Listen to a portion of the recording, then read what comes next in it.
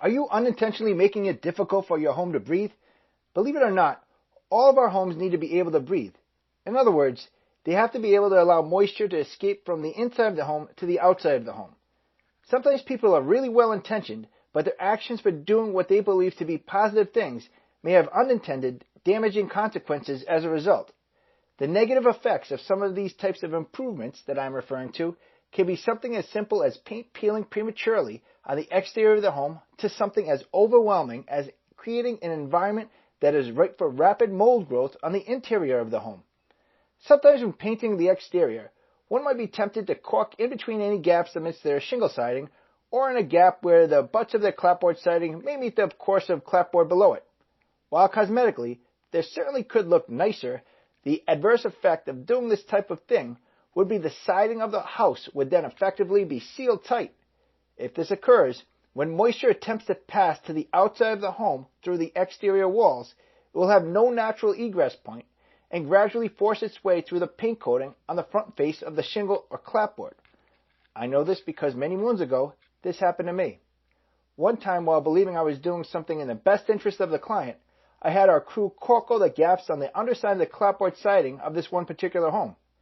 The home looked gorgeous, not a gap to be found anywhere, which was great, until the siding paint started peeling everywhere, and I had no choice but to correct the problem by tearing out all the caulking we had worked so hard to put in and painstakingly prepping and repainting the siding.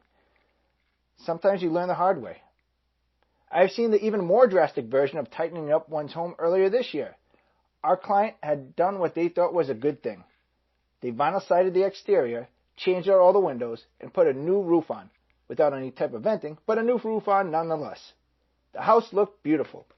The end result, however, was dramatic mold growth throughout the home's entire interior. The home was sealed up so tight, and in this particular case, only utilized for certain periods of the year, that mold grew enormously quick and heartily in so many places. It was gut-wrenching to see.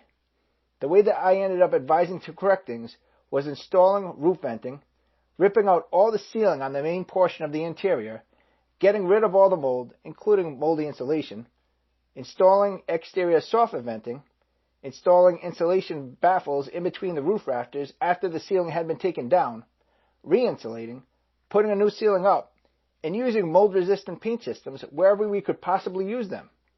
In other words, quite the extensive and expensive procedure. I understand that reading these couple of examples might stimulate certain types of intimidation when thinking of your next home improvement project. While I would appreciate the sentiment, there is no reason to be hesitant about doing any type of home improvement project that we already have lined up.